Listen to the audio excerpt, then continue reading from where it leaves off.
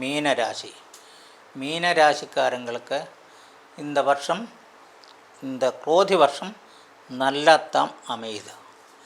ராஜ பகுமதி, போகிற இடங்கள்ல எல்லாம் நல்ல நல்ல நல்ல பேர், புகழ், குடும்ப சௌக்கியம், பிரதாபம், கல்வியிலே முன்னேற்றங்கள், விவசாயத்தில் எழுச்சி, புதுசாக ஆரம்பிக்கிற காரியங்களில் நேட்டங்கள், இதெல்லாம் வரக்கூடிய நேரம்தான். ஆனால் நீங்கள் புதுசாக எதுவும் ஆரம்பிச்சிடாதுங்க. உங்களோட ராசியிலே ராகு நிற்க, நீங்கள் ஆரம்பிக்கிறது உங்களுக்கு ஆர்வத்தோடு ஆரம்பிக்கும். ராகு அதை கட்டுப்படுத்தும். உங்களுக்கு அது நல்லா ஆரம்பித்ததானே, ஏன் நல்லா நடக்கலை, இந்த மாதிரி உள்ள ஒரு கேள்விக்கு இடம் கொடுக்க வேண்டாம். ஆனால் புதுசாக ஒன்றும் பண்ண வேண்டாம். ஆனால் உங்களுக்கு இந்த குரோதி வருஷம் பிறந்தது உங்களுக்கு சாதகமாகத்தான் அமையுது. உங்களுக்கு பதவிகள் உங்களுக்கு எல்லாம் தேடி வரும். உங்களுக்கு நல்லா கிடைக்கக்கூடிய நேரம்தான். ஏன்னா உங்கள் ராசி சுக்கிரனோட உச்ச வீடும் குருவினோட வீடும் தான்.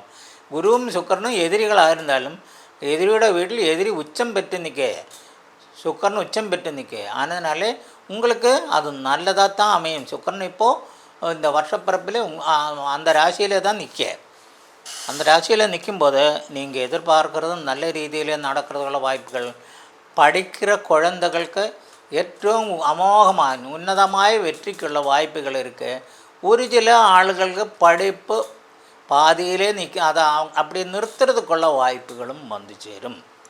ஆனால் பரீட்சை நல்லா எழுதியிருக்கிறவங்க நல்லபடியாக முன்னாடி போகிறதுக்குள்ள எல்லா வாய்ப்புகளும் நல்ல அமோகമായ வெற்றிக்குள்ள வாய்ப்பும் உண்டு.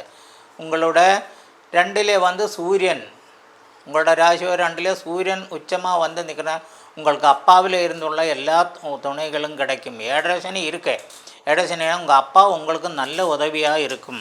அதாவது குடும்பஸ்தானத்திலே கேது நிற்கும்போது உங்களுக்கு குடும்பத்திலே பெண்களாலே பிரச்சனைகள், கணவன் மனைவிக்குள்ளேயும் இதே மாதிரி சில்லற பிரச்சனைகளுக்கு வாய்ப்பு இருக்குது.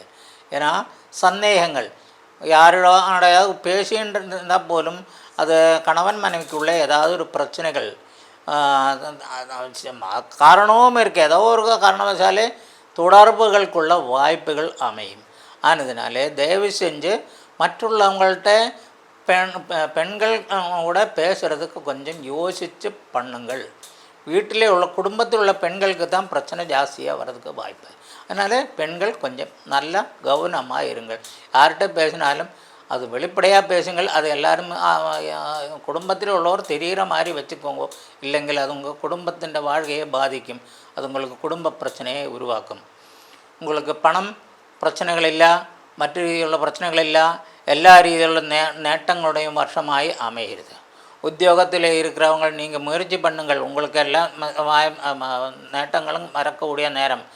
என்ன எதிர்ப்புகள் இருந்தாலும் நீங்கள் ஆயில்யம் நட்சத்திரத்தில் நாகத்தின்னு மஞ்சள் தூளும் பாலும் கொடுத்து அபிஷேகம் பண்ணுங்கள். உங்களில் உள்ள அந்த பிரச்சனைகளுக்கு ஓரளவுக்கு தீர்வு வரும். அதே மாதிரி செவ்வாய்க்கிழமை சாயந்தரம் கதம்ப மாலை சார்த்தி, காளிக்கு கதம்ப மாலை சார்த்த வேப்பெண்ணெயிலே விளக்கேற்றி கும்பிடுங்கள். குடும்பத்திலே அந்த பெண்களுக்கு வரக்கூடிய பிரச்சனைகள் அதிலே இருந்து தீர்வு கிடைக்கும். தொழில் வியாபாரம் பார்க்குறவங்களுக்கும் இதே மாதிரி தான். அவங்களுக்கு வியாபாரம் எல்லாம் அமோகமாக இருக்கும். இதே மாதிரி தேவையில்லாத சில கெட்ட பேர்களுக்குள்ள வாய்ப்புகள் இருக்கும். அதையெல்லாம் நீங்கள் தவிர்த்து கொள்ளுங்கள். இந்த மாதிரி நீங்கள் நாகத்துக்கு பண்ணுறதும், நாகத்துக்கு ஆயில்யம் நட்சத்திரத்திலே பால் மஞ்சள் தூள் இது கொடுத்து நாகத்தின் அபிஷேகம் பண்ணுங்கள். விளக்கேற்றி கும்பிடுங்கள். உங்களுக்கு நீங்கள் ₹1 நாகத்துக்காக செலவு பண்ணால் உங்களுக்கு அதனோட எவ்வளவோ மடங்கு உங்களுக்கு லாபமாக அது திருப்பி கொடுத்துருவாங்க. கேதுவுக்கு இந்த மாதிரி நீங்கள் வேப்பெண்ணெய் விளக்கேற்றும் போது உங்களுக்கு எல்லா விதമായ அந்த பிரச்சனைகள் வரக்கூடிய வாய்ப்புகள் வரும்போது அது அந்த காளி தவிர்த்து விட்டுடும். அப்போ உங்களுக்கு அந்த மாதிரி கெட்ட பேர்களுக்குள்ள வாய்ப்புகள் இல்லாமல் போயிடும். പിന്നെ എല്ലാ രീതിയിലുള്ള ഇപ്പോൾ 12 ராசியுடையும் ஓரளவுக்கு நான் எல்லாம் சொல்லி முடிச்சு விட்டேன். இதில் நீங்கள் எப்படி இருந்தாலும் உங்கள் குலதெய்வத்தை கும்பிட்றது உங்களுக்கு ரொம்ப அவசியம். எந்த ராசியும் எவ்வளோ நல்லா இருந்தாலும் அதில் வெற்றி பெறணுமானால் குலதெய்வத்தை கும்பிடுங்கள். அப்பா அம்மா போன்றவங்கள் அவங்களே மதிக்குங்கள். அவங்களுக்கு மரியாதையை கொடுங்கள். அவங்களோட ஆசீர்வாதத்தை பெறுங்கள். நீங்கள் பண்ணுற காரியங்கள் அனைத்தும் வெற்றிகரமாக அமையும். படிப்பில் படிச்சுக்கிட்டு இருக்கிறவங்க நிச்சயமாக நல்ல ரீதியிலுள்ள படிக்கிறதுக்குள்ள வாய்ப்புகள். உங்களுக்கு ஏதாவது பிரச்சனை இருந்தால் உங்கள் அப்பா அம்மாட்ட சொல்லி படிப்பிலே மற்றுள்ளவங்களோட நம்மளை இப்போ பார்க்கும்போது நம்ம ஸ்டேட்லேயே ஃபஸ்ட் லெவலுக்கெல்லாம் வரணுமானா அந்த அளவுக்கு வரணும்னா நம்ம அதுக்குள்ளே முயற்சி பண்ணும்போது தான் ஏதோ அது பக்கத்துலையாவது போக முடியும். அப்போ அதுக்காக சிலருக்கு எல்லாருக்கும் புத்தியெல்லாம் ஒரே மாதிரி இருந்தாலும் அது கொஞ்சம் கூட மேன்மைப்படுத்துறதுக்கு வேண்டிய ஔஷதங்கள், அதாவது பிரம்மீகிருதம், சாரஸ்வத கிருதம் இதுகள் வாங்கி கழிக்கிறத 3 மாதம் வரைக்காவது தொடர்ந்து நீங்கள் காலையிலையும் சாயந்தரமாக கொஞ்சம் கொஞ்சமாக சாப்பிட்டு பாருங்க. உங்களோட புத்தி நல்ல ரீதியிலே ஒர்க் செய்யும். உங்களுக்கு நல்ல ஞாபக சக்தி நிற்கும். பரீட்சையிலே உன்னத விஜயங்களுக்குள்ள வாய்ப்புகள் கிடைக்கும். உங்களுக்கு புதிய புதிய மனசுகளே நல்ல ரீதியிலுள்ள விஷயங்கள் பண்ணுறதுக்குள்ள ஒரு ஒளிகள் உங்களுக்கு அதிலிருந்து கிடைக்கும். மட்டுமில்லை, உங்களுக்கு இந்த வருஷம் நூதனമായ கண்டுபிடிப்புகள், நூதனമായ எலக்ட்ரானிக்ஸ் கண்டுபிடிப்புகள் இதெல்லாம் வரான் இந்த வருஷம் உங்களுக்கு இருக்கு.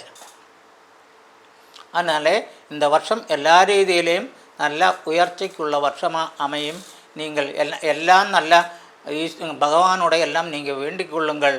உங்களுக்கு எல்லா விதമായ உயர்ச்சிகளும் நன்மைகளும் காமாய் நான் பகவானிடம் வேண்டிட்டு நிறுத்துகிறேன். நமஸ்காரம்.